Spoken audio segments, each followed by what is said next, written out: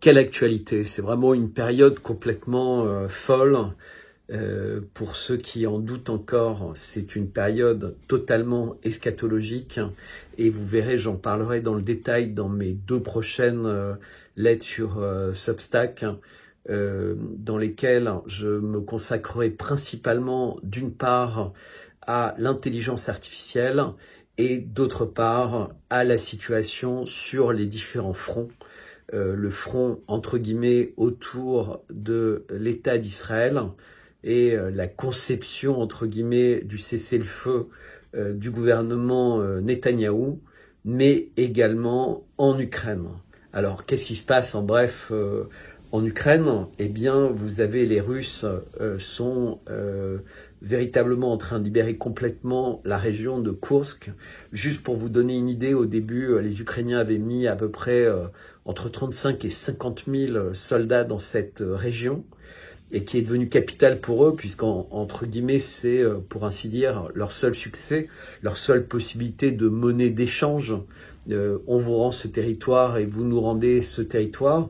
Eh bien, finalement, ils sont montés à plus de 120 000 soldats dans la région de Koursk. Et à écouter le ministère de la Défense russe, il y aurait eu plus de 70 000 pertes ukrainiennes, mais également beaucoup de soldats qui finalement ont fui le régime de Kiev et ont décidé de rejoindre la Russie ou de fuir à nouveau vers l'Ukraine. En ce qui concerne Gaza, le Liban, la Syrie et toute cette région, elle est toujours à feu et à sang.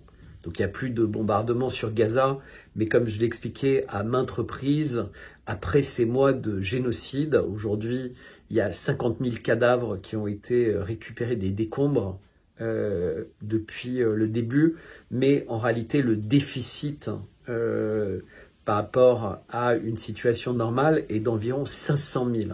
C'est-à-dire baisse très forte de l'espérance de vie, on a des bébés qui meurent gelés, on a des gens qui meurent des suites de leurs blessures, on a des personnes qui n'en peuvent plus parce qu'elles sont âgées, parce qu'elles sont fragiles, parce qu'elles sont malades, parce qu'en fait les Gazaouis manquent de tout.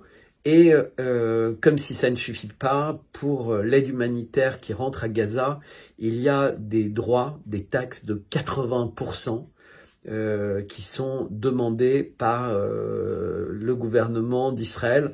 C'est véritablement du racket. C'est-à-dire que les pays qui veulent aider pour 1 euro ou 100 euros si vous préférez, qui sont donnés pour Gaza, il y a 80 euros en plus qui doivent être donnés pour l'État d'Israël. On se demande pourquoi.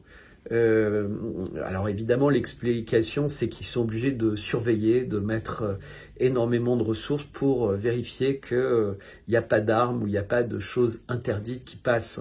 Alors qu'évidemment, de toute façon, il y a véritablement une urgence humanitaire. Le 1,9 million de personnes qui ont survécu sur les 2,4 millions ou 2,5 millions qui étaient là avant le 7 octobre, ils ont surtout envie aujourd'hui de pouvoir dormir au chaud, de pouvoir dormir au sec et de manger. Et c'est pas du tout le cas, il n'y a qu'à regarder les images. Le niveau de dévastation est complètement invraisemblable. Donc, on a ces 2 fronts, mais en réalité, il y a énormément d'autres fronts. Il y a des fronts au sein des pays, comme on est en train de l'observer avec la Roumanie, puisque le candidat plutôt pro-russe, mais en fait même pas véritablement pro-russe, être pro-russe, en fait, c'est être pro son pays. En ce moment, ça veut dire être pro-paix, ça veut dire de l'énergie à prix raisonnable.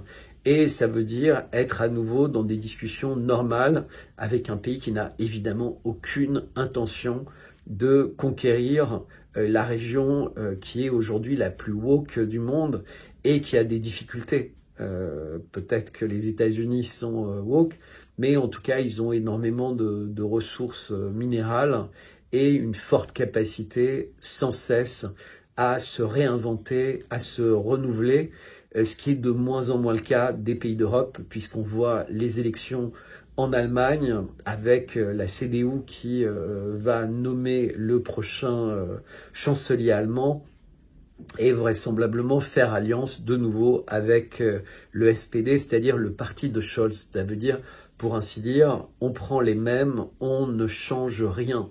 Alors, est-ce que c'est un scrutin qui donne une vraie image de ce que pensent les Allemands, ou est-ce que c'est un scrutin qui explique à quel point le peuple allemand a été manipulé par ces médias qui n'avaient aucune possibilité, en réalité, d'exprimer la réalité de la situation, et ce qui veut dire que les Allemands, pour la plupart, n'ont toujours pas compris ce qui se passait, et de très nombreuses gardes à vue en Allemagne, une menace constante qui est exercée sur les lanceurs d'alerte ou les journalistes citoyens allemands, un peu comme en France, hein, je rappelle quand même ce qui m'est arrivé, et ainsi qu'un certain nombre d'autres personnes, et tout ça pourrait continuer. Donc, on a des situations également complètement absurdes, avec des changements forts qui se passent aux États-Unis, et le fait de demander à des employés, à des gens qui sont rémunérés par l'État, ce qu'ils font, ce serait quelque chose de choquant. Voilà, on en est là. On en est à un moment où les chefs d'entreprise ou les patrons, ou en tout cas ceux qui payent les gens, ne peuvent pas leur demander ce qu'ils font et s'ils travaillent dans le cadre d'une mission qui est bénéfique pour le pays ou uniquement pour eux-mêmes. Puisque ce qu'on a découvert, c'est que dans la plupart des bâtiments fédéraux, plus personne n'allait travailler depuis la période Covid et on peut se demander réellement ce que les gens font chez eux. Donc véritablement, Donald Trump et ses équipes ont un travail fou. Il marche sur une lame de rasoir, puisque évidemment les Russes sont extrêmement méfiants, les Chinois aussi. Ils ont compris qu'avec Trump, il valait mieux regarder ses actions qu'écouter ses paroles, mais surtout, ils savent que Trump est face à un des marécages les plus importants chez lui, mais également face à des alliés qui sont des composantes essentielles de ce marécage, en particulier Paris et Tel Aviv. Donc il est obligé de jouer un jeu un peu comment dire, il peut pas rentrer totalement dans le bras de fer, donc il est obligé d'avoir un peu de diplomatie, de séduction, parce que je pense qu'il croit toujours que le président Emmanuel Macron est quelqu'un de parfaitement normal. Pourtant, il semblerait, avec ses remarques, surtout embrasse bien ta femme, etc., ce que je pense que Trump ne fait jamais. Il envoie un signal du type « je sais très bien ce qui se passe ». Il a également explicitement dit que Macron avait dit plusieurs fois en conférence de presse, au moins une fois, des choses qu'il n'avait absolument pas validées, et donc une certaine manière de se faire prendre au piège, et on voit que ça continue, comme des déclarations qui disent que Américains, Européens, Ukrainiens sont d'accord, et les Russes seraient d'accord pour que finalement des troupes européennes s'installent en Ukraine. Lavrov a parfaitement corrigé le tir. Bref, une vidéo dans laquelle aujourd'hui je parle de tous ces sujets, des lettres Substack récentes et à venir qui manifestement sont de plus en plus passionnantes. Hein. Je reçois beaucoup de conseils, donc je vous invite à les découvrir. C'est sur substack.com, substack.com. Et je suis Bertrand55. Le plus simple, c'est toujours de me contacter à bertrand@55bellechasse.com, bertrand@55 bellechasse.com. De toute façon, tout ça s'affiche en bas de l'écran. N'hésitez pas, si vous êtes intéressé par découvrir du bon miel, à me contacter à la même adresse et je vous dirai quelles sont les possibilités. En tout cas, je vous dis à très bientôt. Je vous remercie pour votre confiance, je vous remercie pour votre intérêt. N'hésitez pas à partager cette vidéo, n'hésitez pas à vous abonner à la chaîne et surtout, n'hésitez pas à en parler autour de vous. Je pense que c'est important quand vous considérez que quelqu'un a un message qui vous paraît plein de bon sens, animé de bonnes intentions, partagez-le. C'est mon cas, en tout cas. Et je vous dis à bientôt. C'est Bertrand Scholler en direct de France. Bertrand, bonjour, comment ça va? Écoutez, bonjour, ça va bien et ravi de te retrouver, Karl, et déjà de commencer à lire dans les commentaires qu'il y a du monde. Oui, et je t'ai gardé comme dessert parce que vraiment, de tous mes collaborateurs, on peut aborder plusieurs sujets que seul toi, as cette analyse. Parfois, on m'a dit au début, quand je te faisais venir, fais pas venir Bertrand, c'est de l'opposition contrôlée. Donc, aujourd'hui, je suis bien content d'avoir pris ce risque-là. Euh, et là, aujourd'hui, pour terminer cette journée-là, on s'est parlé cette semaine, tout est lié ensemble. On se fait manipuler de bord en bord. L'affaire Brigitte Macron qu'on va parler ce soir, la guerre en Ukraine, ça a évolué beaucoup cette semaine, beaucoup de choses à dire. Et on va terminer ça par la crise covidienne. L'arrivée de Robert Kennedy aux États-Unis risque de brasser beaucoup de choses. Alors, allons-y. Je t'écoute tout d'abord, peut-être faire une introduction de tous ces sujets-là, puis ensuite on passe ça. Alors peut-être, et ça c'est juste parce que c'est la nouvelle du jour, il y avait des élections, puisqu'il y avait une dissolution de l'Assemblée en Allemagne. Peut-être on peut juste montrer une image, ça doit être mon dernier tweet, Oui. mais c'est incroyable la répartition des votes en Allemagne. C'est-à-dire, vous savez que l'Allemagne, c'est la somme de l'ex-Allemagne de l'Est et de l'ex-Allemagne de l'Ouest, qui ont été réunifiés en 91, pour simplifier. Eh bien, aujourd'hui, les votes se sont passés exactement le long de la ligne de coupure. C'est-à-dire que l'Allemagne de l'Est a voté massivement pour l'AfD, qui est censé être un parti d'extrême droite, entre guillemets, celui qui était très largement soutenu par Elon Musk, et la partie ouest a voté pour le parti conservateur allemand qui s'appelle CDU. Alors, le parti de l'AfD, au final, arrive deuxième, devant le parti de Scholz qui finit troisième. Et ce qui est intéressant, c'est que l'AfD immédiatement a proposé d'être parti de gouvernement avec la CDU. Mais de toute façon, la CDU a déjà dit non. Et donc, pour avoir la majorité, ils vont devoir s'unir avec le parti de Scholz. Mais ils n'auront pas besoin des députés verts cette fois-ci.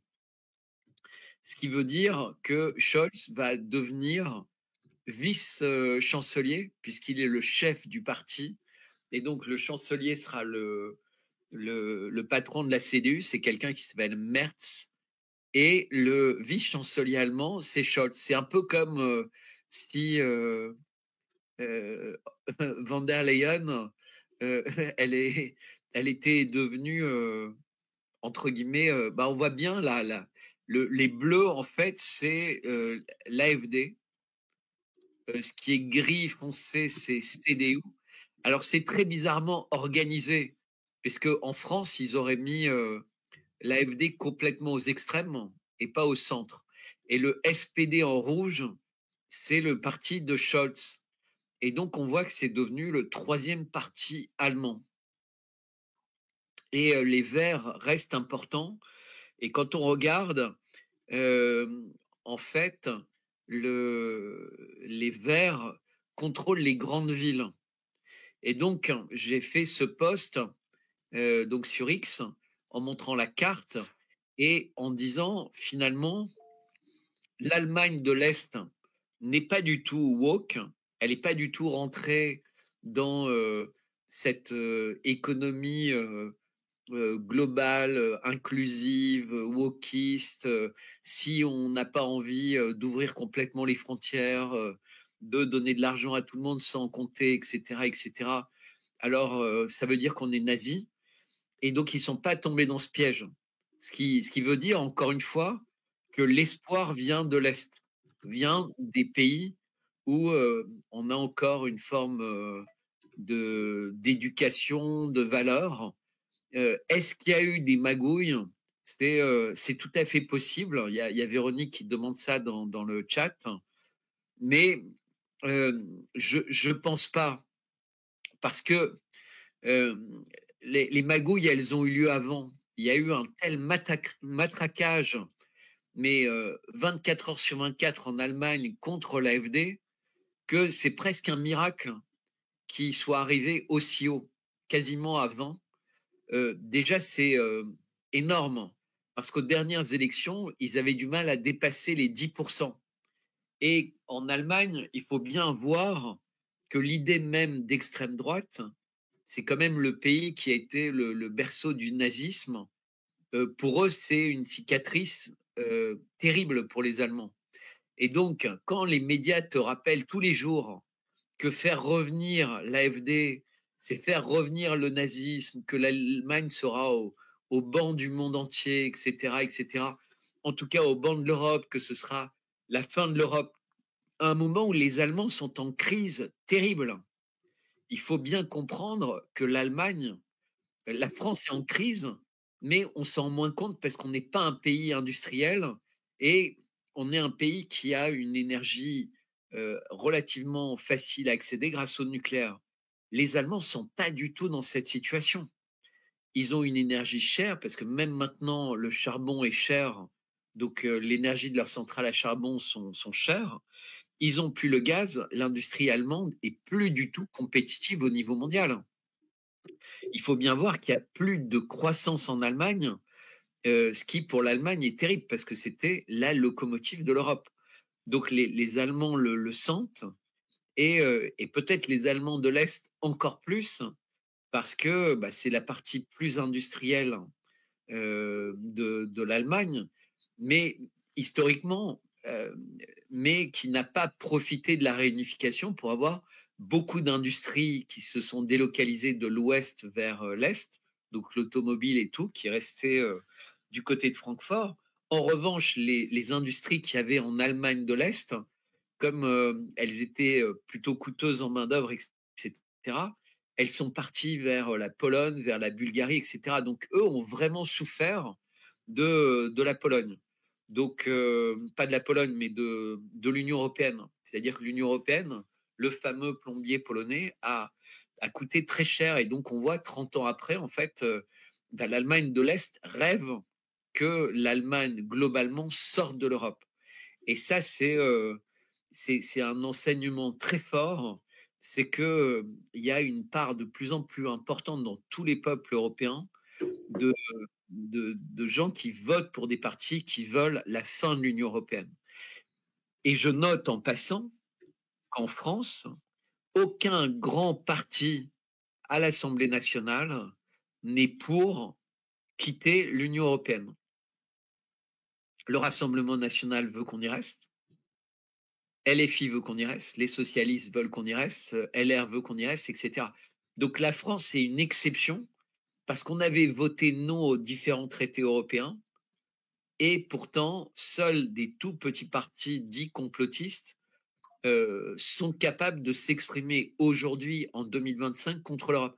Et donc je pense que c'est quelque chose qu'on va beaucoup répéter pendant la soirée, c'est que les médias et donc Soros, les USAID, les milliardaires qui les contrôlent, ont réussi à façonner plus qu'ailleurs l'état d'esprit et la compréhension réelle des Français par rapport aux dégâts causés par l'Union européenne dans notre pays au cours des 40 dernières années, en fait. Si on est là où on est, si on n'est plus capable de faire des TGV, si on n'est plus capable de faire des centrales nucléaires, si on n'est plus capable d'avoir des projets dans l'aviation ou autre, parce qu'on a quand même créé Airbus, on a créé le TGV, on a eu des programmes nucléaires, on n'a plus rien de tout ça en France. Nos fleurons, c'est des boîtes de luxe extrêmement woke et des marques dans l'agroalimentaire qui ne produisent quasiment plus jamais en France. Même dans notre agriculture, et on a vu toutes les manifestations d'agriculteurs, a le couteau sous la gorge. Et c'est là que toi et moi, on observe cet état mental-là des Français qui semblent embourbés complètement. Et moi, c'est la même chose au Québec. C'est les souverainistes ont été complètement déshabillés d'un projet au Québec ici, d'un défi existentiel. Dans les années 60, on en a fait un beau projet de société. Et là, aujourd'hui, avec la menace Trump, là, on est rendu à défendre l'unité canadienne. Et c'est Exactement. exactement la même chose que je remarque en France avec vos mouvements souverainistes. Personne vous offre la possibilité de sortir de cet enfer-là. Et les politiciens comme Asselineau et compagnie qui essaient de sortir de l'ombre sont complètement ignorés par ces masses médias-là qui contrôlent l'opinion publique. C'est le général de la Ward qui m'en a parlé ce matin. Les politiciens ont peur des médias et de ceux qui les contrôlent. Donc, c'est un problème vraiment majeur que je remarque, Bertrand. C'est c'est, euh, c'est effectivement non seulement l'invisibilisation, mais ensuite les médias, euh, même les médias résistants, en fait, ne réussissent pas à créer un écho suffisant pour que la voix porte.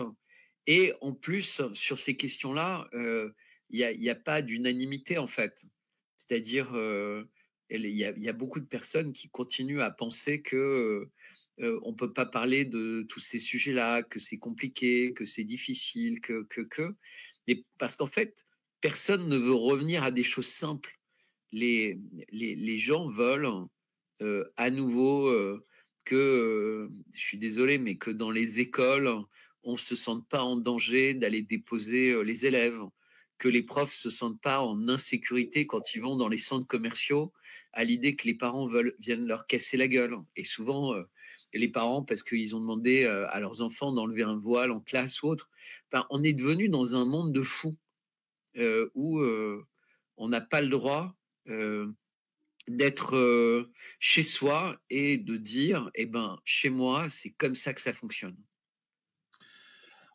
C'est Katia Kapilova qui l'avait dit au début du conflit en Ukraine, Bertrand, que c'était pas juste un conflit militaire, économique, que c'était aussi un choc des valeurs dans lequel on allait tomber. Là, on est en plein dedans, là. Hein? Je pense que ça.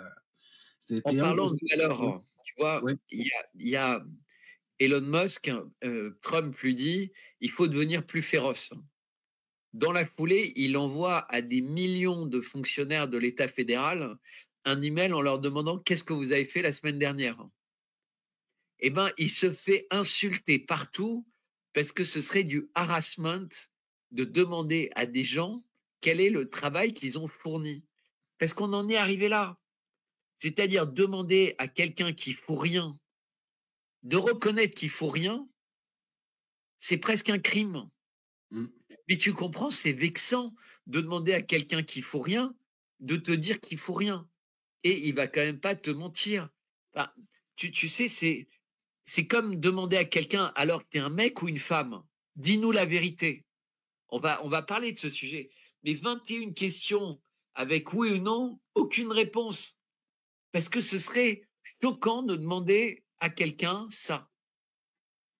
oui, Et donc, celui qui pose cette question, il n'est pas condamné parce qu'il a posé, enfin, il a dit c'est un mec alors qu'en fait, la personne prouve que c'est une femme.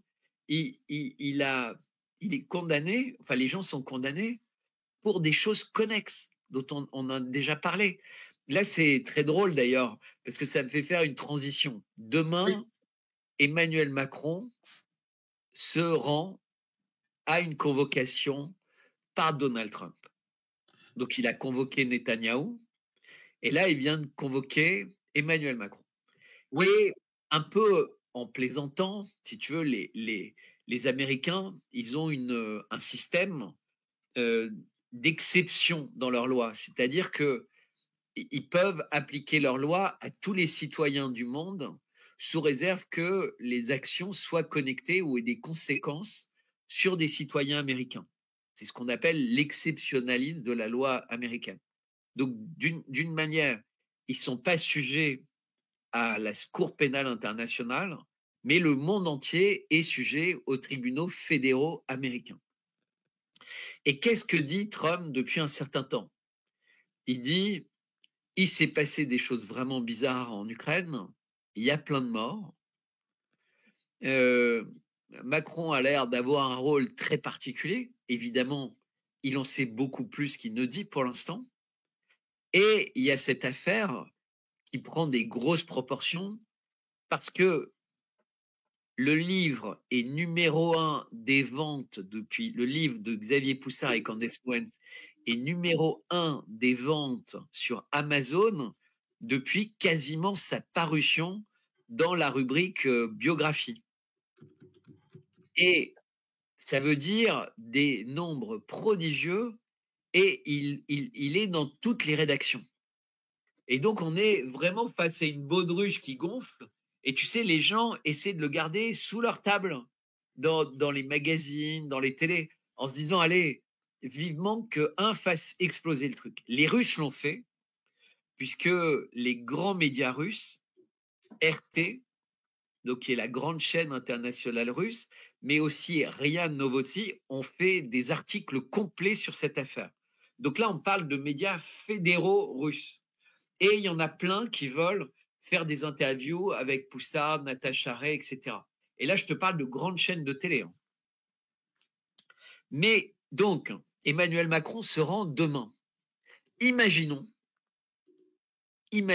que les Américains considèrent, parce qu'ils ont écouté, il y a un juge fédéral qui a suivi très attentivement les émissions de Candace Owens et qui a lu ou qui a fait lire par son procureur l'intégralité du livre de Xavier Poussard et qui dit, là, on est en face d'une fraude massive, on est face à une arnaque qui a des conséquences possiblement dans le monde entier, puisqu'on a un président d'une puissance nucléaire très menaçant et qui a dit à maintes reprises qu'il envisageait d'utiliser l'arme atomique, qui a dit à maintes reprises qu'il envisageait d'envoyer des soldats en uniforme et qui continue à le dire en Ukraine, est-ce qu'il ne faut pas l'accueillir avec un shérif à la descente de l'avion?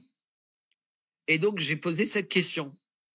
Et c'est incroyable le retentissement de ça.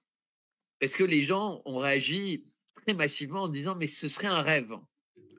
C'est quand même rare que les gens rêvent que leur président soit menotté dans un autre pays.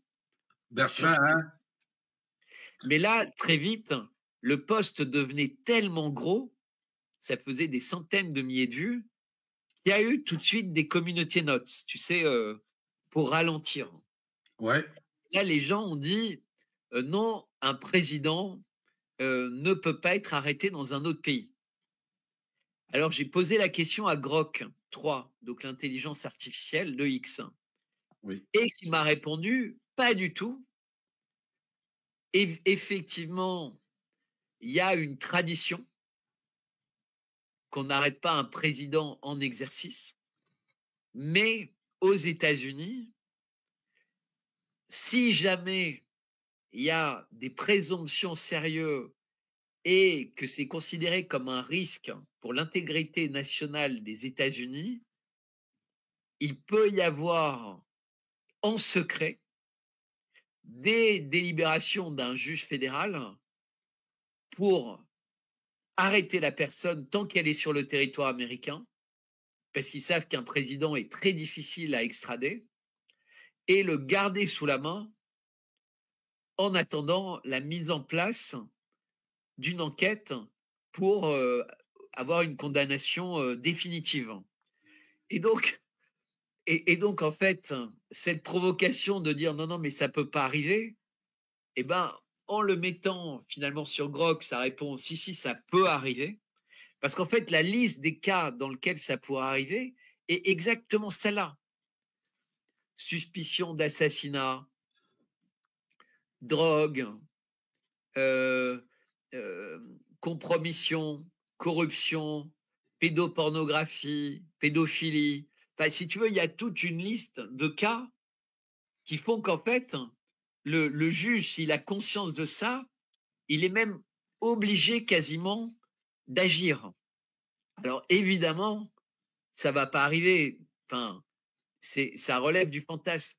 Mais c'est quelque chose qui est intéressant parce que maintenant, quand Emmanuel Macron va être dans l'avion vers les États-Unis, il ne pourra pas s'empêcher de se demander et si un juge avait pris cette décision?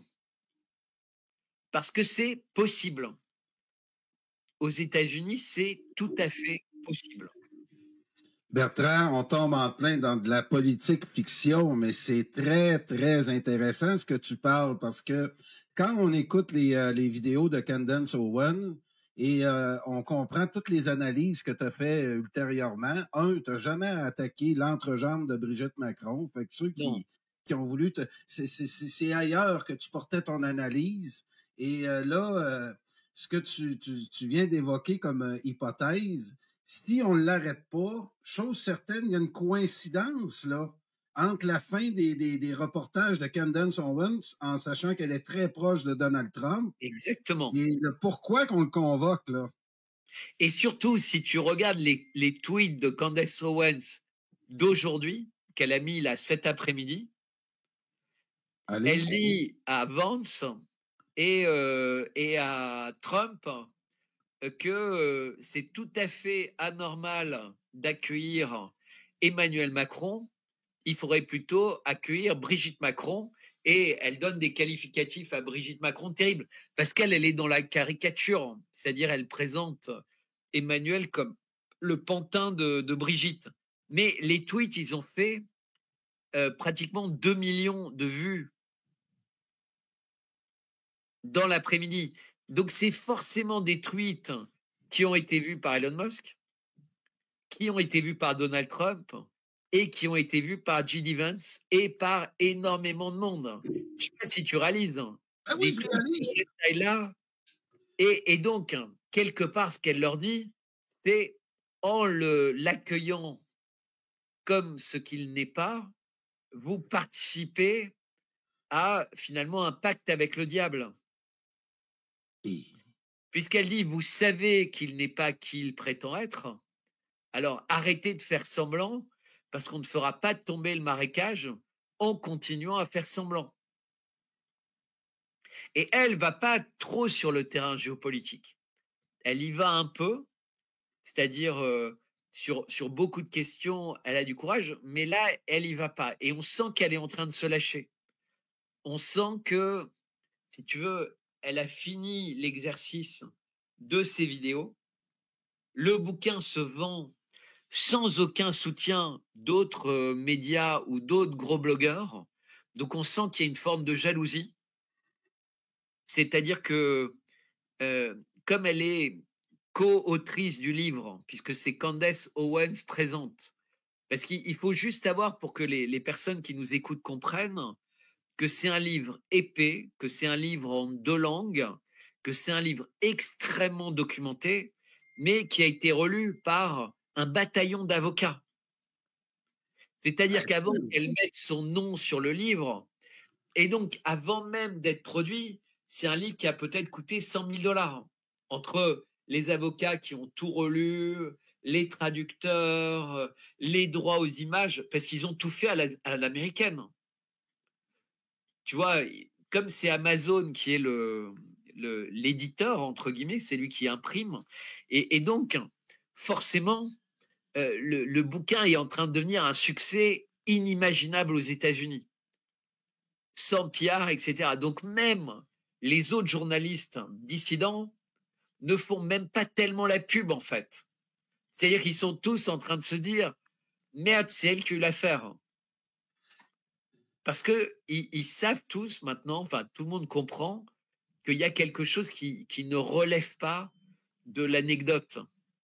On est en présence de... si tu veux, j'ai vu une vidéo qui était sur TikTok, que quelqu'un a mis sur X, d'une Américaine qui dit « Je viens de revoir l'une après l'autre toutes les vidéos de Candace Owens, j'ai du mal à respirer, je vais vous donner les 3 points majeurs de ces vidéos pour comprendre qu'il y a eu une arnaque. Petit 1, il n'y a pas de photos. Petit 2, les photos qu'il y a, elles font des ressemblances avec des personnes avec qui il ne devrait pas y avoir de ressemblance. Et petit 3, je me rappelle pas, mais c'était le lien avec des gens très puissants, entre guillemets, toutes les ramifications. Et elle dit, mais si cette affaire est vraie, et la personne dit avec toute sa sincérité, tu sais, c'est Desperate Housewife, hein. Elle dit, c'est la plus grande affaire qu'il n'y ait jamais eu, le plus grand, la plus grande arnaque de toute l'histoire. Et c'est vraiment important d'avoir ça en tête. C'est-à-dire qu'on ne peut pas demander aux gens en France de se taire sur ce dossier. Et pourtant, tous les grands médias se taisent, ou alors disent c'est une complotiste, c'est une folle, et tous les médias dissidents se taisent également. Et c'est extrêmement lâche, parce qu'ils en parlent tous en cachette. Mais ils ont peur d'être cueillis le matin chez eux. Et je vais juste dire un autre truc par rapport à ça, que je trouve mais vraiment honteux. Tous les médias français parlent des gardes à vue, et je parle des médias dissidents, des gardes à vue en Angleterre, tu vois, de la police qui va toquer à la porte de gens pour des SMS ou des choses comme ça. Il y a quelqu'un qui a été mis en garde à vue parce qu'il avait comparé un homme politique à un commissaire à l'époque de Staline. Bon, c'est pas gentil, mais c'est pas, tu vois, c'est une image. Il a été chopé par la police, garde à vue, etc., etc. Mais là, tous les médias français parlent de ça. Regardez comme c'est choquant ce qui se passe. Tous. Quand il y a eu des gardes à vue en France, et c'est arrivé avec cueilli le matin à 6h du matin pour Zoé Sagan et moi, silence. Un petit entrefilet. Donc en France, notre pays, des gens à 6h du matin, 35 heures, etc., etc., il ne faut pas en parler parce qu'en fait, c'est une affaire à laquelle on ne touche pas. Mais quand ça se passe à l'étranger, alors là, ils sont ravis de jouer les journalistes. Mm-hmm. C'est bizarre quand même. Oui. Et les rares fois où ils en ont parlé, c'était pour pas avoir l'air de pas en parler, en fait. Tu sais, c'était juste, on est tout cœur avec eux, ou on est machin, mais tu vois, à peine pour dire non, non, mais si, je l'ai dit. Alors que si les gens l'avaient dit, si en France, les gens avaient eu conscience de ce qui s'est passé, parce que même les journaux derrière qui ont critiqué cet épisode n'ont pas parlé de la garde à vue. Ils ont juste parlé d'un nouveau procès contre des personnes qui osent parler de ce sujet. Mais ils n'ont pas dit, ils en ont parlé dans quelques tweets un peu potaches ou un peu tirés par les cheveux, ou dans mon cas, vraiment, il faut voir les tweets, c'est complètement absurde. C'est parce que sinon, les gens se diraient, mais c'est quoi ce pays où on est mis en garde à vue pour un pseudo-harcèlement. Et c'est vraiment grave, en fait. Donc, on va arriver maintenant au 3e anniversaire avec la Russie, parce que tout est lié. Il y a des sujets qui sont interdits pendant certaines périodes. Pendant le Covid, on nous a appris à ne pas parler en bien d'autres solutions médicales que les injections. On nous a pas appris, on nous a pas laissé dire peut-être que ça vient d'un laboratoire. Et tous ceux qui faisaient ça étaient vraiment durement sanctionnés. Pour le climat, pas le droit de parler d'ingénierie climatique, pas le droit de mettre en doute le réchauffement climatique, et les gens acceptent. Pour la Russie, mais encore aujourd'hui, quasiment en Europe, il est quasiment impossible de dire que la Russie se porte bien, qu'il y a une forte croissance, qu'elle a une industrie qui n'utilise pas les pièces de lave-vaisselle, qu'elle a fait Oreshnik, mais même les médias à la télé n'en ont pas parlé. C'est-à-dire les Français continuent à croire que c'est un pays qui fonctionne à l'âge des cavernes, alors que s'ils savaient, ils seraient mais 99% dans la rue à dire à Macron, mais arrête, tu nous envoies au suicide. Suicide économique, suicide militaire, suicide tout. Et pour Gaza, c'était encore pire. Alors là, c'était 100%. à part LFI qui en a parlé pendant un petit moment, et quelques chaînes plutôt d'extrême gauche, mais qui étaient appelées islamo-gauchistes, parce que c'est tellement simple. Ah, vous protégez les Palestiniens, vous êtes des islamo-gauchistes. Même moi, je me suis retrouvé accusé d'islamo-gauchisme. Alors franchement, euh, ben, c'est C'est mal non te mais connaître. non mais tu vois, et on en est là, et tout le monde accepte. Au contraire, les gens continuent à regarder ces médias mainstream parce que tout le monde regarde, et à suivre les médias dissidents qui leur ont menti et qui leur ont donné des mauvaises analyses sur tous les sujets depuis 5 ans. Parce que prenons le cas par exemple de quelqu'un comme André Berkoff. Eh ben lui, il a beau jeu 1 an et demi après d'être allé du côté de la dissidence sur le Covid, n'empêche que pour pouvoir voyager, il s'est fait vacciner.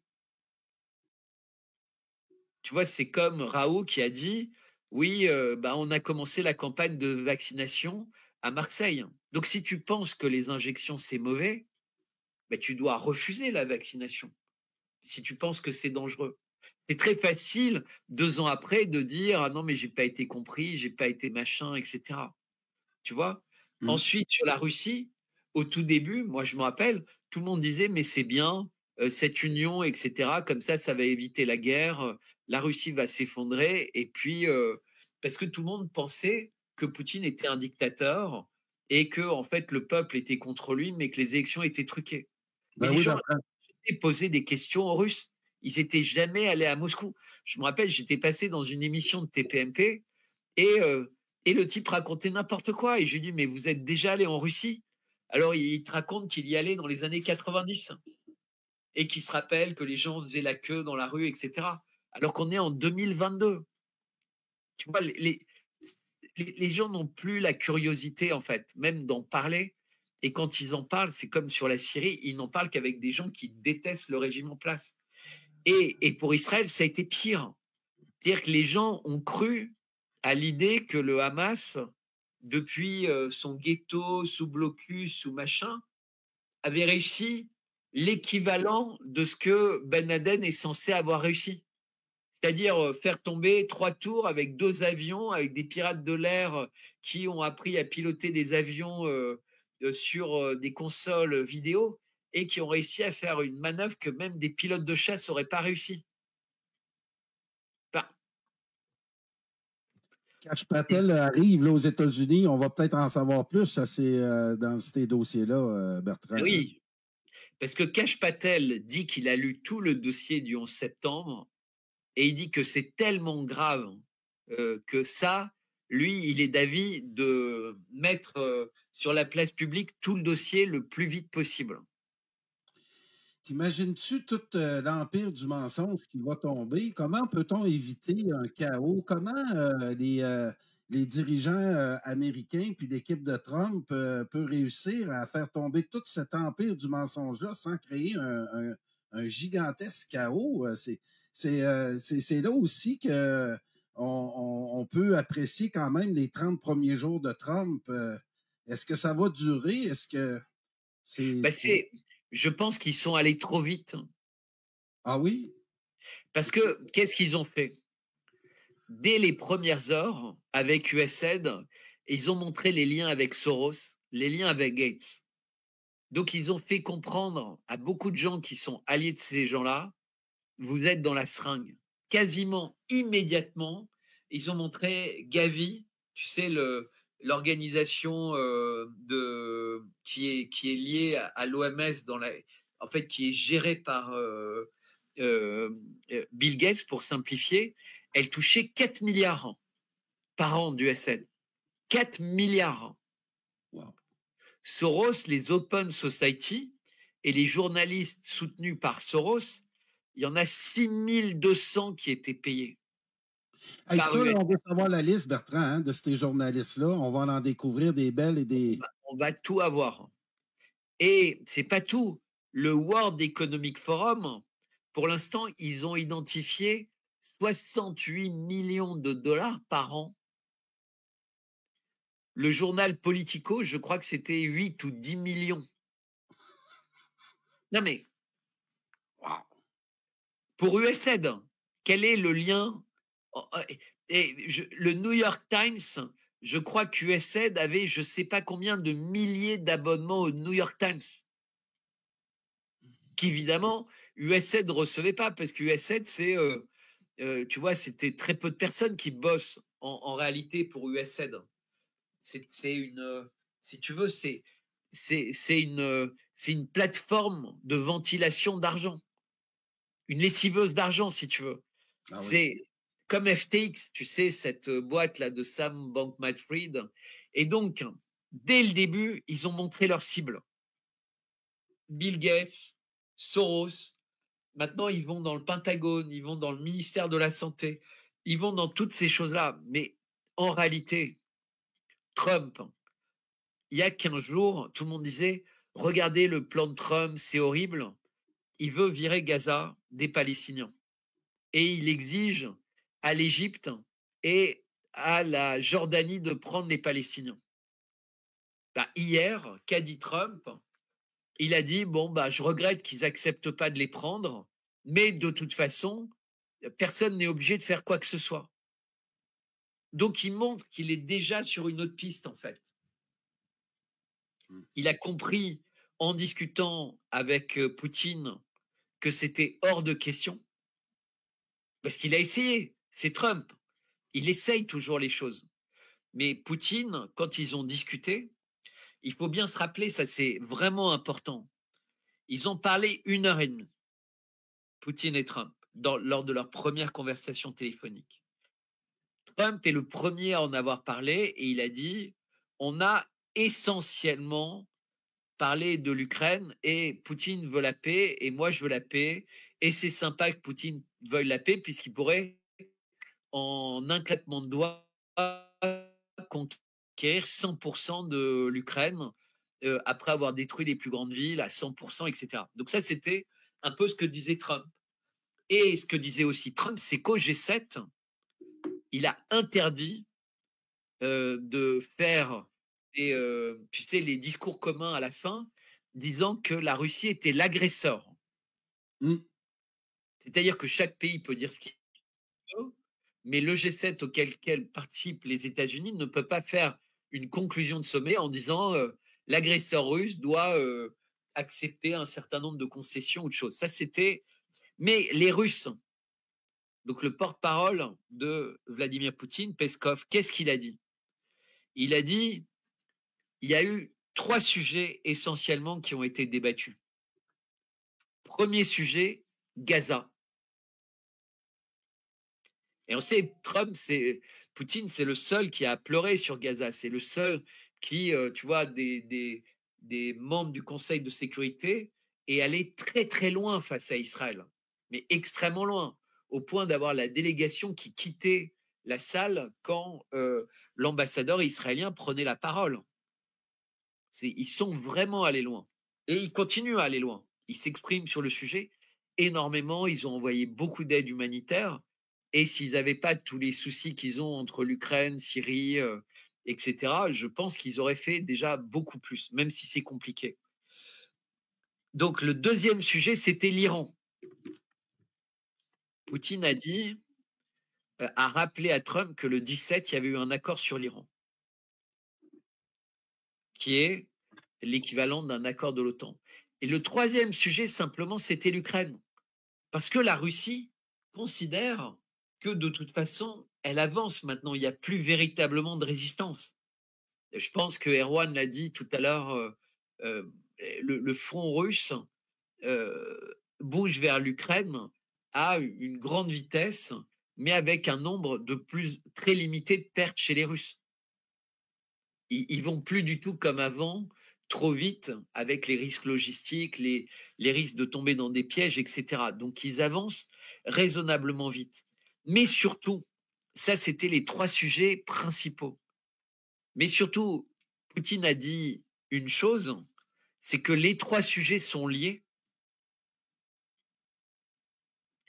et qu'il ne fallait pas prendre les sujets en surface. Et quand on se rappelle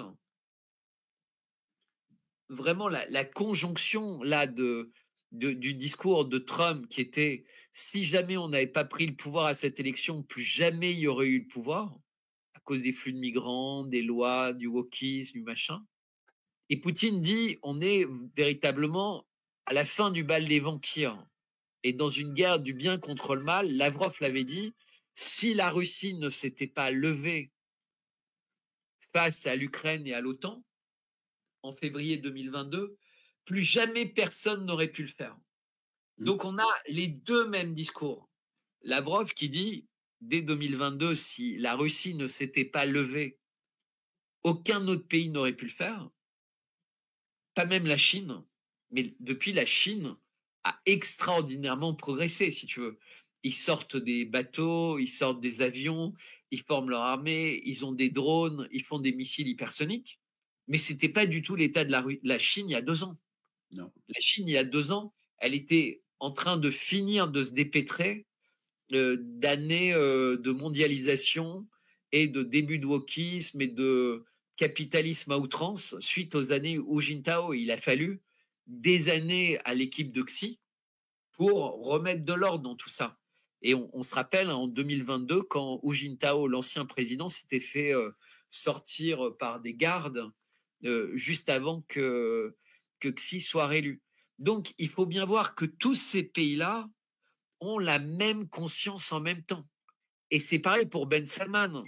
Parce que Ben Salman, les gens se rappellent de lui comme un coupeur de journalistes, sanguinaire, etc. Là-dessus, moi, je souhaite qu'aucun journaliste ne se fasse couper, peu importe les raisons. Enfin, voilà, c'est terrible ce qui est arrivé. Si c'est arrivé, parce qu'il n'y a pas de corps, il n'y a rien. Mais ce qui est sûr, c'est que Ben Salman, il a transformé un pays qui était une vulgaire pompe à essence et base militaire américaine en un pays où il a isolé en fait les membres de sa famille les plus corrompus, tu sais, les milliardaires qui faisaient que dépenser de l'argent en bêtises. Tu nous en as déjà parlé, oui. Ouais, se mettre à avoir une ambition pour lui-même. Et donc, mais les 4 arrivent au moment où ils savent que s'ils ne s'unissent pas pour ça, bah, l'Arabie Saoudite, si la guerre explose entre l'Iran et Israël, donc les États-Unis, bah, pour l'Arabie Saoudite, si tu veux, ça les fait reculer de 20 ans en arrière. D'autant qu'ils réussissent enfin à reparler avec les Iraniens. Et donc, en ce moment, toutes les grandes puissances mondiales, et je mets exprès l'Inde à part, parce que l'Inde a un statut très particulier, savent que c'est vital de changer. Et ça, c'est d'un point de vue politique, géopolitique, etc. Mais en parallèle de ça, il y a l'eschatologique, les prophéties, les écritures de l'Apocalypse de Saint Jean, mais surtout le fait que dans toutes les religions, toutes, y compris les hindous, on est à la fin d'un cycle. On est à un moment d'apocalypse, de grands changements, etc. Mais même en astrologie, on rentre dans une nouvelle ère. Et donc, il va se passer des choses. Et ça, là-dessus, pour le coup, les Indiens sont les plus sensibles à ça, puisque pour eux, c'est un cycle de 12 000 ans qui est en train de se terminer. Ah oui. Parce qu'on a certains ici au Québec qui ont affirmé, qui ont beaucoup d'influence dans les réseaux sociaux, que ceux qui abordent l'actualité actuellement de façon eschatologique se trompent. Ils se sont toujours trompés dans l'histoire. Hein? Ce n'est pas les premiers à prévoir une période de fort changement, une sorte de fin d'un monde. Mais moi, plus on fait des émissions ensemble, plus je vois toute l'importance de parler de ça, parce que ça, c'est unique. Là. Il y a quelqu'un qui dit dans les commentaires que René Guénon en a beaucoup parlé. Et c'est vrai que c'est très important, c'est-à-dire qu'il faut que tout le monde s'intéresse aux travaux de René Guénon. Et je voudrais juste dire, en parlant de ça, parce que c'est sympa d'avoir dit son nom, hier, Alexandre Dugin, donc qui commence maintenant à passer dans les médias américains, etc., hein, chez Alex Jones, Il y a Tucker Carlson qui va faire une émission avec lui, qui est ce qu'on pourrait appeler un géopolitologue, eschatologue, ou je ne sais pas comment on dirait, a dit la personne la plus importante depuis plus d'un siècle, c'est René Guénon. Ah oui. Ben oui, parce que en réalité, faire une analyse très sérieuse, mais oublier les traditions millénaires dans certains pays, c'est comme si tu respectais rien ni personne. Pourquoi ces choses-là résistent autant et toi, en tant qu'analyse géopolitique, tu ne leur accordes aucune valeur? Pourquoi la plupart des analystes, ils vont à l'église le dimanche, mais ils ne croient pas à la parole de Dieu et aux évangiles? Enfin, c'est ridicule. À un moment, il faut être en adéquation avec toi-même. Et ça marche aussi avec les éditorialistes juifs, les musulmans disent la même chose. Les cycles pour les musulmans aussi arrivent maintenant. Mais le problème, c'est que personne ne veut s'intéresser à ça. Au lieu de se dire, enfin très peu de personnes, c'est encore tout petit, au lieu de se dire, mais c'est quand même très étonnant cette course vers le transhumanisme. C'est très étonnant cette course vers l'IA. C'est très étonnant cette volonté de vacciner tout le monde avec des injections qui reprogramment le corps humain. Enfin, le gain on function, c'est Frankenstein au niveau cellulaire. Je ne sais pas si les personnes qui nous écoutent comprennent qu'aujourd'hui, soit on recroit en Dieu, soit on pense que les humains ont le droit d'être des dieux. Et Microsoft a présenté hier ou avant-hier une nouvelle génération de puces qui seront tellement puissantes dans 5 ans, mais ça y est, maintenant, ils savent qu'elles fonctionnent. C'est tellement incroyable que ça crée un nouvel état. C'est-à-dire, c'est plus solide, c'est plus liquide, c'est plus gazeux. Il y a un nouvel état. Je ne sais pas ce que c'est ce nouvel état, je n'ai rien compris à l'article, qui pourtant a été transmis par Elon Musk, le patron de Microsoft, etc. Eh bien, avec ces puces-là, dans un téléphone portable dans 5 ans, tu auras toute la puissance de calcul de toute la Terre aujourd'hui. Ça va à une vitesse folle. Non, mais ça veut dire que l'humain devient complètement obsolète. C'est-à-dire qu'aujourd'hui, tu as des gens qui se suicident parce qu'ils croient être tombés amoureux d'une vraie personne et qui découvrent que c'était une machine. Tu as des comiques qui réussissent à créer des faux personnages et à tromper des ministres ou des hommes politiques connus en les appelant, en se faisant passer pour Zelensky ou quelqu'un comme ça. Mais c'est balbutiant aujourd'hui. Imagine dans 5 ans quand tu auras une telle puissance de calcul là-dedans. C'est-à-dire que la puissance de calcul, elle sera capable de faire des cyborgs méconnaissables, puisqu'on est déjà capable de faire des imprimantes pour faire des steaks. C'est-à-dire que ce sera comme Terminator, on fera un cyborg avec une intelligence artificielle qui tiendra dans un tout petit truc, qui sera connecté à un cloud qui sera incroyable, et dessus, on imprimera un steak qui ressemblera vraiment à un humain. Et c'est pas moi qui le dis, c'est Microsoft. Et Elon Musk retweet ça.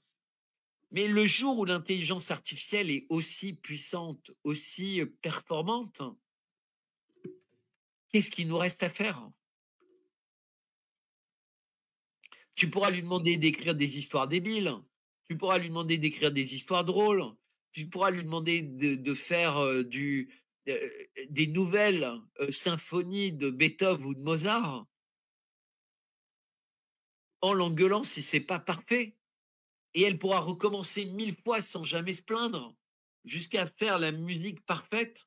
C'est-à-dire que, à la limite, toi, tu seras le juge, mais lui te dira, comme pour une partie d'échecs, j'ai compris que tu préférais ce morceau, mais tu aurais dû préférer celui-là parce qu'il est beaucoup plus parfait. Et elle sera capable de dire, ce morceau sera beaucoup plus parfait pour 90% de l'humanité. Et on sera vraiment... et donc, c'est pour ça que c'est très grave, ce qui se passe. Et donc, moi, je ne dis pas que c'est parfait ce qui se passe aux États-Unis, mais ce que je sais, c'est que Elon Musk, c'est un butlérien. C'est-à-dire qu'en fait, il n'investit dans l'intelligence artificielle que pour avoir une intelligence artificielle assez forte pour terrasser des intelligences artificielles qui seront faites par des gens qui veulent le mal. Et je vous rappelle les centaines de milliards que Emmanuel Macron veut surinvestir dans l'intelligence artificielle française, avec tout ce que ça peut sous-entendre. Et ce qu'Elon Musk dit, c'est qu'à un moment, il va y avoir une bataille des intelligences artificielles. C'est pour ça qu'il est prêt à payer 100 milliards pour acheter OpenAI. En fait, lui, il rêve un jour de dire, bon, bah, vous avez compris, c'est dangereux, on débranche. Et c'est ce qu'ils sont en train de faire.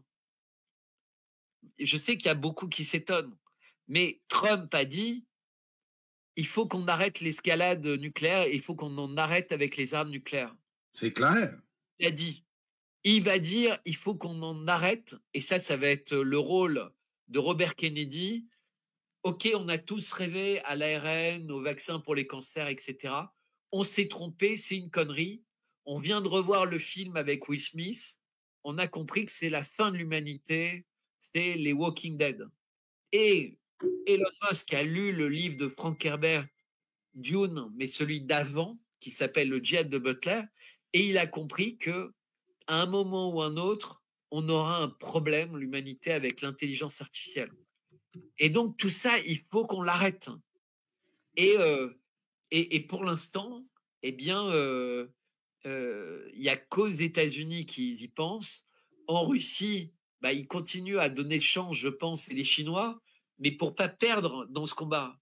Parce qu'il faut se rappeler la phrase de Klaus Schwab, celui qui contrôlera l'intelligence artificielle contrôlera l'humanité. Ah oui. C'est comme tous les films de science-fiction, on dirait là, que c'est en train de se présenter à nous. Tu citais le film Terminator, effectivement, là, on se demande où ça va nous mener. Ces films-là finissent toujours bien, mais nous, on ne connaît pas encore la fin de l'histoire. Hein. Mais regarde le film, le patron pas le film, le tweet sur X du patron de Microsoft qui s'appelle Satya. Il fait pas beaucoup de tweets. Et ça s'appelle Majorana, la nouvelle puce de Microsoft. Majorana, je crois. Majorana. Majorana. Puce. Tiens. Voilà. Ah c'est oui, le topo-conducteur. Quel est ce mystérieux matériau pour la puce quantique de Microsoft? Mais ça devrait bouleverser tout le monde. C'est la pire nouvelle qu'on puisse nous annoncer. Parce que l'humanité n'est pas capable d'avoir ça. Là, c'est même pas le mythe du feu, c'est l'invocation du diable. Il faut vraiment comprendre. J'invite toutes les personnes qui nous écoutent ce soir à passer quelques minutes pour lire ce que ça veut dire. Parce que ce qu'il faut savoir, et c'est très important, historiquement, un humain ne savait pas programmer un ordinateur qui fonctionne avec des puces quantiques. Parce que ce n'est pas 0-1. Okay. Une puce quantique, ça peut être au milieu, ailleurs. D'accord? Eh bien, les ordinateurs en intelligence artificielle savent le faire sans aucun problème. Ça, c'est la première chose. C'est-à-dire que tu peux demander à un développeur, prends ce programme et fais-le pour un ordinateur quantique, il ne va pas trouver. C'est trop compliqué, il y a un barrage dans notre tête. Le barrage de l'informatique quantique. Mais pour une machine, ça ne pose aucun problème. Tu lui expliques ce que c'est le quantique, tu lui expliques ce qu'est le programme dans un ordinateur binaire, mais en quelques minutes, il te le transpose. Sauf que dans l'ordinateur classique, il faisait peut-être 1000 milliards de calculs par minute.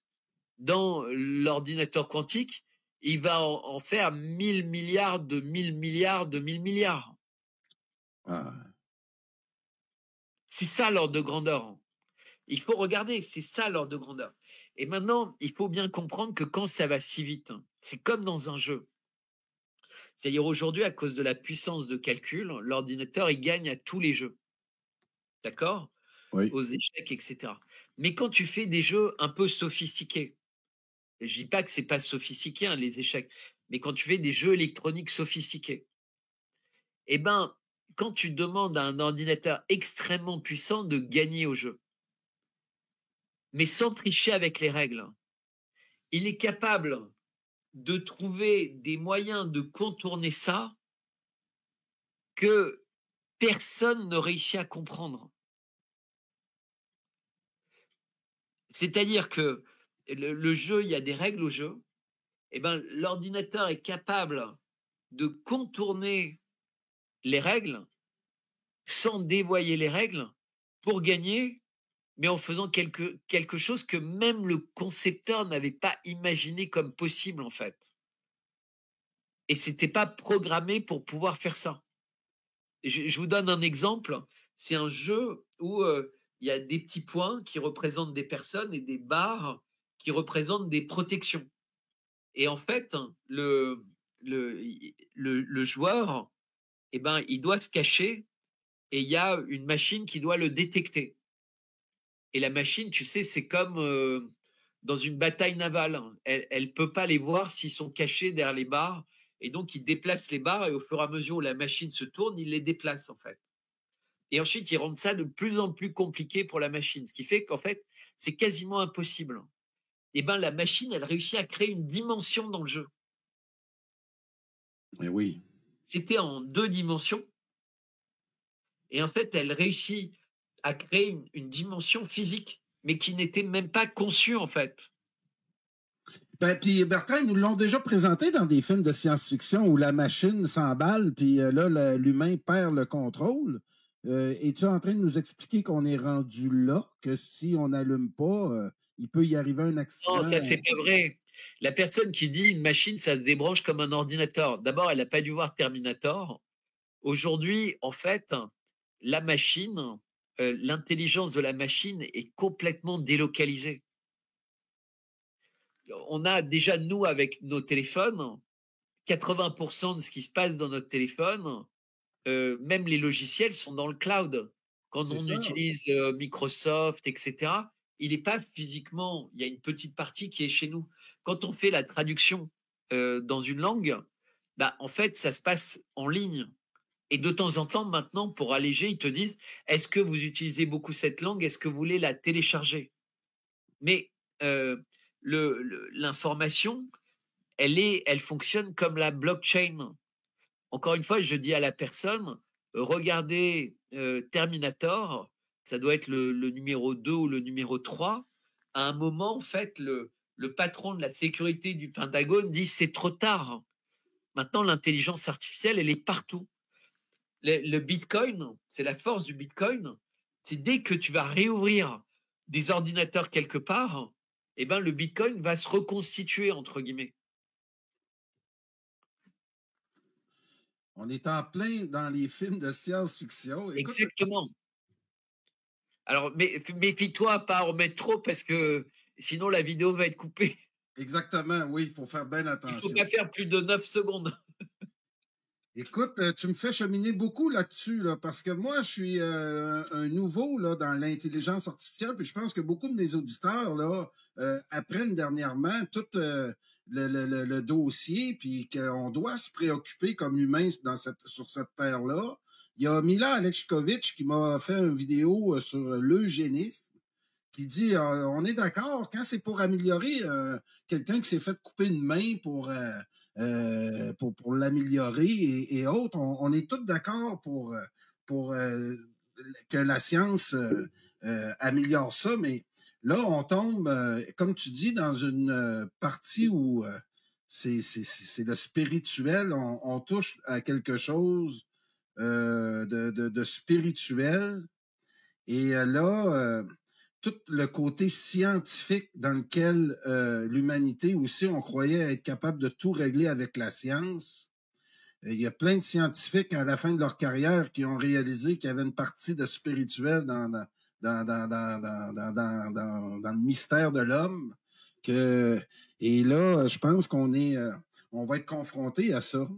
Ouais, C'est toi qui nous invites. Tu es un de ceux qui, en France, en fait la promotion. C'est le retour à la foi. Il va falloir faire une partie, il va falloir laisser une part à notre spiritualité qu'on a oubliée. exactement. Exactement. Mais parce que si on n'a pas de spiritualité, ça sous-entend que Dieu n'existe pas. C'est Donc il n'y a ça. pas de mystère. Il n'y a pas de mystère avec l'intelligence artificielle. Il n'y a pas de mystère avec l'ADN. Il n'y a pas de mystère de l'âme. Puisque si Dieu n'existe pas, l'âme n'existe pas. Tu sais, Hein? c'est que l'homme, finalement, c'est une machine nulle par rapport à ce que va être la prochaine machine de Microsoft. Et tu arrives avec des gens comme un certain nombre qui veulent vivre éternel, mais est-ce qu'ils ont besoin pour vivre éternel d'être dans une enveloppe humaine qui va s'abîmer avec le temps?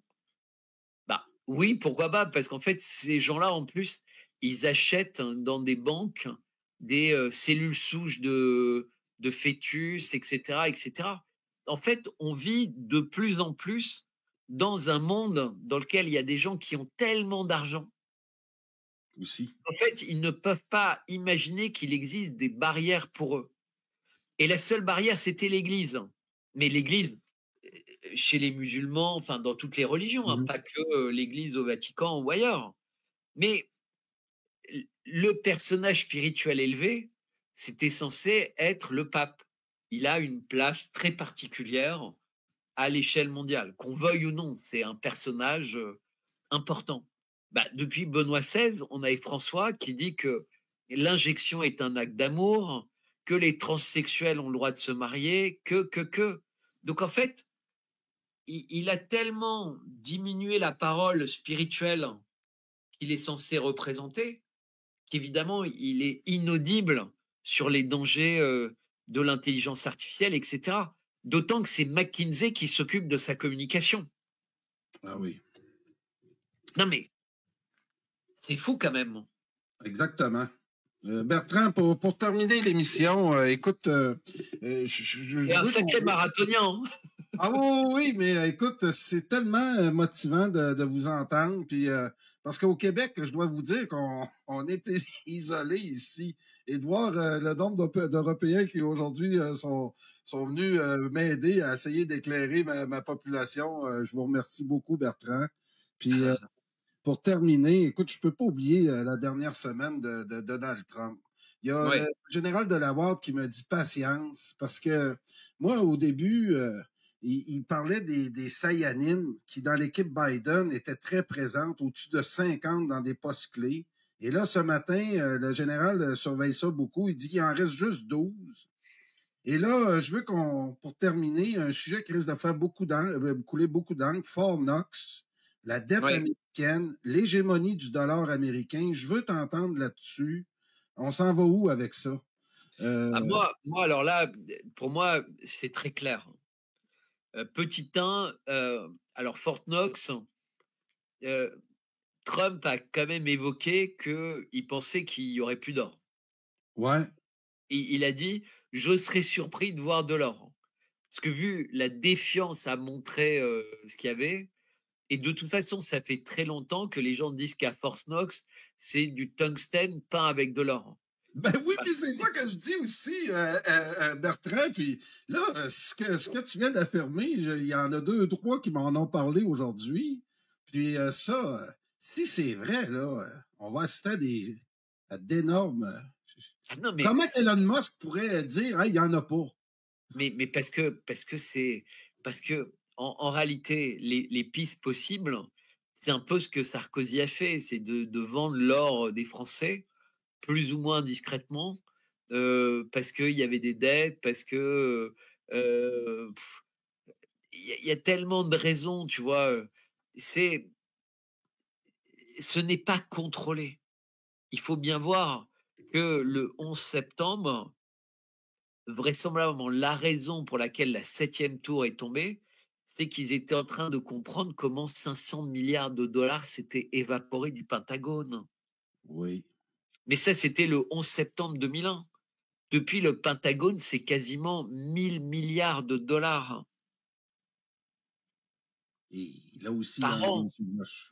Ouf. Mais Trump vient de dire que ça passerait en 5 ans, enfin d'ici la fin de son mandat, en 4 ans, à 400 milliards, mais en faisant 4 fois plus, en fait. Sous-entendu, il y a 500 milliards chaque année qui s'évaporent. Wow. Et avec les 400 ou 500 milliards restants, on fait n'importe quoi. Ah oui. Ce qui sous-entend qu'il y a 500 milliards, on ne sait pas où c'est, et il y a 500 milliards qui sont dépensés plus ou moins de façon normale, mais pour des résultats de merde. Enfin, l'avion, je ne sais plus comment ça s'appelle, le dernier avion américain, le F-35, enfin, il paraît que c'est pas véritablement un bon avion. Il y en a qui s'écrasent quasiment tous les mois. Chaque avion qui s'écrase, c'est pratiquement 250 millions de dollars. Wow. Mhm. Et tout est comme ça. Donc, pour là où ça va, moi, sincèrement, je pense que ça va vers la paix. Mais est-ce que ça va passer par Donald Trump demain laisse un shérif mettre les menottes à Macron? Ah, écoute, si c'est le cas, je lâche le travail puis on passe la journée ensemble. Ben, vois-tu la bombe? Mais ça, écoute, ne, ne, ne faisons pas de entre nos fantasmes et la réalité, essayons de rester dans la réalité. Mais il y a de quoi, là, avec tout ce que Candace Owen a parlé, puis là, il convoque. Moi, ça attire mon attention énormément, ma curiosité. L'autre dossier, Fort Knox. On parle depuis 3 ans que l'hégémonie du dollar américain risque d'en prendre pour son rhume. Oui, pardon, j'ai pas répondu à cette partie de la question. Oui. Donc, le dollar, Trump dit les BRICS sont finis. Alors, c'est très mal comprendre le mode de fonctionnement de la Chine et de la Russie ensemble. Oui. Ils n'accepteront plus jamais l'esclavage envers le monde entier du dollar. Donc, le dollar est fini. La seule chose qu'ils vont discuter avec Trump, c'est la violence de la fin du dollar. Puis tu as les capacités de nous éclairer beaucoup là-dessus, Bertrand, parce que ça, j'en parle aux gens ici en Amérique, puis je passe vraiment pour un coucou. Là. Quand je parle du dollar américain qui risque de vivre des heures sombres, là, c'est très difficile à comprendre. Là. Moi qui étais aux États-Unis la semaine là, quelques semaines et j'ai vu l'échange d'argent, essayer d'expliquer ça à un Canadien ou à un Québécois que le dollar américain va tomber actuellement, c'est très dur à croire. Quand on regarde l'euro, il y a en 2008, le général de la Ward me dit, non, c'est Arnaud Develay qui me dit ça tantôt. Il était à 1,60 euros pour $1 américain. Aujourd'hui, il est rendu à parité. Il est difficile de comprendre ça. Hein, tout ce qui concerne la monnaie puis la finance, Bertrand, dans nos écoles, on peut finir ici au Québec le secondaire 5 sans même savoir comment fonctionne notre monnaie. C'est un sujet qui est tellement important qu'on ne doit pas laisser comprendre ça à la population. En 2 minutes, pour donner envie aux gens d'écouter l'émission, on en parlera. Oui. C'est simple, une monnaie, elle est censée représenter. Il y a 2 options en fait. Soit elle est attachée à une valeur qui est connectée à l'or ou à l'argent. C'était le système historique. C'était ce qu'on appelait le système de Bretton Woods. C'est-à-dire que tous les pays avaient une convertibilité de leur monnaie. Et l'autre système, ça voudrait dire que la monnaie, c'est un peu comme une action d'un pays. C'est-à-dire qu'elle est à l'image de la valeur du pays. C'est-à-dire qu'un pays comme la Russie, qui a énormément de ressources minérales, qui a une bonne industrie, qui a un pays très grand, devrait avoir une monnaie forte, compte tenu de l'actif que ça représente. Donc, si tu veux, tu me montrais avant le début un jeu de société, bah, tu vois, la monnaie serait elle serait à l'image de la puissance du pays. Mais aujourd'hui, en fait, le dollar est bien à l'image de la puissance des États-Unis, qui est un pays dominant militairement, économiquement, etc., fragile. Sauf qu'en fait, le dollar, il est à cette image, mais parce que les États-Unis sont devenus ce qu'ils sont devenus au cours des 50 dernières années, en faisant payer au reste du monde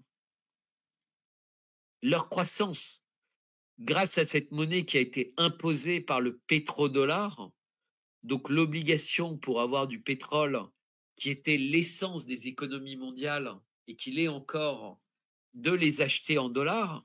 Puis partant du dollar, bah, ça a été vrai pour le charbon, ça a été vrai pour le gaz, ça a été vrai quasiment pour tous les échanges mondiaux, au point que même aujourd'hui, avec l'ascension des outils proposés par les BRICS pour se passer du dollar, il reste quand même à peu près à 75-80% du volume global des échanges dans le monde. Ce qui fait qu'en fait, les Américains ont 36 000 milliards de dettes, mais une monnaie qui vaut quelque chose.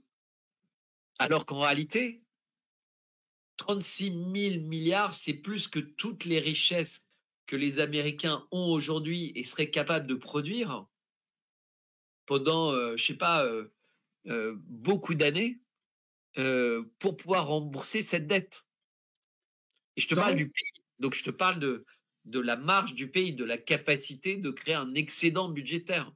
Aujourd'hui, les États-Unis font un déficit budgétaire.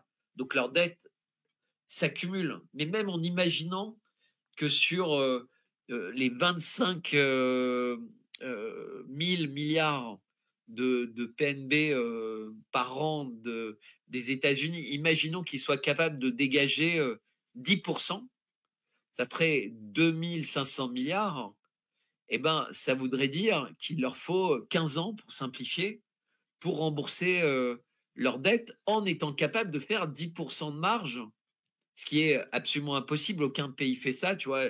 Les pays, c'est plus à 0%. Enfin, tu vois, c'est très déséquilibré. Même la Chine ne fait pas ça. écoute, Bertrand, au début de la guerre en Ukraine, Jean-Claude m'avait parlé justement de la fin de l'hégémonie du dollar américain parce qu'on avait perdu le privilège du pétrodollar. Mais là, depuis 3 ans, moi, je m'attendais à ce que ça allait s'effondrer rapidement. C'est pas le cas. J'apprends depuis 3 ans que personne a avantage, même pas la Russie, la Chine, à voir le dollar américain tomber rapidement. Là, Trump est arrivé, il a dit ah, j'ai menacé l'Inde que s'il continue son niaisage avec les BRICS, qu'on va y imposer une taxe de 100%. Il dit une fois que j'ai dit ça, ça a réglé le problème des BRICS. Donc, c'est plus de la gesticulation en ce moment. Puis ce qu'on voit là, dans le dossier de Fornox, qu'on comprend la dette américaine qui a perdu son privilège militaire.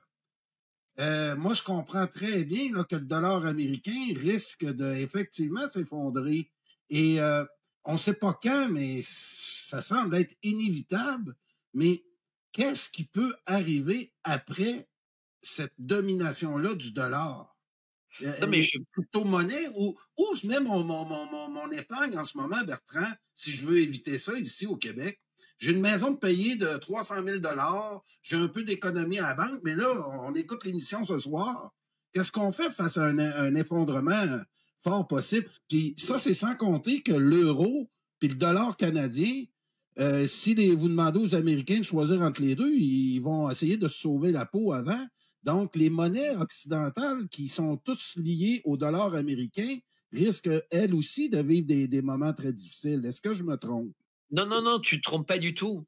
En fait, le problème, c'est que si le dollar s'effondrait, On a vu ça avec d'autres pays, hein, l'Allemagne qui est rentrée dans le nazisme quand le Deutsche Mark s'est effondré, etc., etc. Ce serait une catastrophe pour tout le monde. Aujourd'hui, en fait, le monde, c'est comme le jeu Mikado. Tu sais, tout est interconnecté.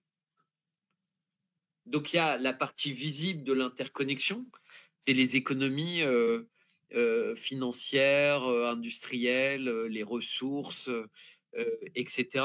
Et la partie en dessous, c'est ce qu'on appelle le marécage, et puis la partie sympathique du marécage. Et en fait, en ce moment, et c'est tout le défi des Américains, c'est qu'ils doivent très vite se débarrasser du marécage, mais en donnant l'impression qu'ils ne visent pas le cœur du marécage, qui résisterait beaucoup plus vite, parce qu'en réalité, le cœur du marécage américain, c'est les PAC, hein, c'est Oui. ADL. Et si ils le visent trop tôt, avant de s'être débarrassés des premiers cercles, eh ben ils auront le même sort que JFK. Ah oui. Parce que tout le monde craint un assassinat de Trump, parce que ce qui Bah oui. brasse actuellement, ce dossier-là est d'une complexité actuellement parce que le dollar américain, en tout cas, ça va être très intéressant à suivre dans les prochaines semaines, dans les prochains mois. Donc, Et la bourse américaine se porte pas bien en ce moment.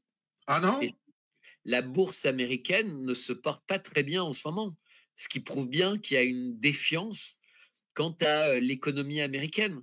C'est-à-dire qu'à un moment, les investisseurs ont cru que Trump allait terrasser très vite et mettre sous pression la Chine, la Russie, etc., parce que c'était un peu le langage qu'il avait. Et là, ils se rendent compte que c'est pas si simple, que la Russie, elle est tout à fait d'accord pour une paix, mais à ses conditions.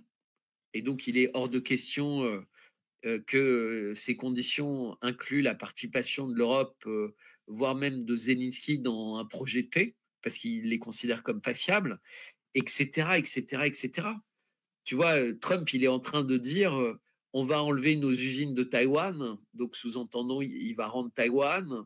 Ben, si tu veux, il change complètement de modèle économique. Le modèle économique, c'est plus la guerre, c'est plus les injections de médicaments bizarres, c'est faisons revenir l'industrie aux États-Unis, faisons des routes, faisons en sorte que les gens bossent, qu'à l'école les élèves apprennent autre chose que le wokisme, etc., etc. Et Bertrand, pour terminer, c'est ce que Jean-Claude me disait, c'est on en parle de la finance qui a inventé toutes sortes de produits. Il s'est développé une économie virtuelle, des bulles boursières qui éclatent. Là, c'est un peu ça. Comment on peut crever cette bulle de l'économie virtuelle pour revenir à l'économie réelle, là, pour que on retombe dans le réel? C'est à ça qu'on va assister aussi, là. Tout ce qu'ils ont essayé de développer là, comme fausse économie, les autres pays comme la Russie et la Chine, ils ont compris ça, là, que c'était un pouvoir que les anglo-saxons avaient, les banquiers judéo-protestants. Ben, le gros problème des États-Unis aujourd'hui, c'est exactement le même problème qu'on a en France, c'est qu'ils ont 20 ans de boulot devant eux. Ouais. C'est-à-dire, tout ce que fait aujourd'hui Elon Musk et Donald Trump, c'est donner une impulsion pour aller dans la bonne direction. Mais tu vas pas pouvoir changer les mentalités très vite. Tu vas pas pouvoir réindustrialiser très vite. Tu vas pas pouvoir réapprendre aux gens à manger des bonnes choses, etc., etc. Ça va prendre du temps. Et pour l'instant, mais c'est comme un coach. Si tu veux, il se félicite des premiers bons résultats, de la bonne direction, mais il va y avoir beaucoup de journées très, très difficiles. Et c'est pour ça que je dis, on va vivre une période pas simple, parce que l'Europe, tu vois ce qui vient de se passer en Allemagne avec finalement les mêmes qui gardent le pouvoir, ça montre bien qu'on n'est pas sorti de l'auberge. D'accord. Mais on a quand même des signes cette dernière semaine qui nous fait espérer. Moi, en tout cas, sans penser qu'une semaine règle tous les problèmes du monde, on a eu quand même des choses très encourageantes. Puis la prochaine semaine va être très, très captivante également. Merci beaucoup, Bertrand. Oui, je te laisse le mot de la fin. Ben, juste félicitations, Karl, tu es très courageux et je lisais les commentaires avant, les gens ont vécu ton marathon et ils ont sans doute appris véritablement des choses passionnantes. Et j'aime bien que nous, à la fin, on essaie de tout lier ensemble, tout ce qu'ils ont pu entendre avant. Donc, je sais pas, moi, j'ai pas écouté parce que je donnais une conférence à midi qui a duré jusqu'à 5 heures. Et mais voilà. Alors parfois, je sais pas si ce que je dis, je l'ai déjà dit ou pas encore dit. Mais merci beaucoup, Karl. On aurait dit que... Ah oui, tu as fini ça d'une façon magistrale. Tu as fait les liens que j'espérais. On se revoit la semaine prochaine, Bertrand, ou au besoin si l'actualité le nécessite. Merci, Bertrand. Bon, on était presque à 1000. Ah oui, on a dépassé le 1000. On a dépassé le 1100 aujourd'hui. Ça monte toujours. À bientôt, tout le monde. Bonne soirée.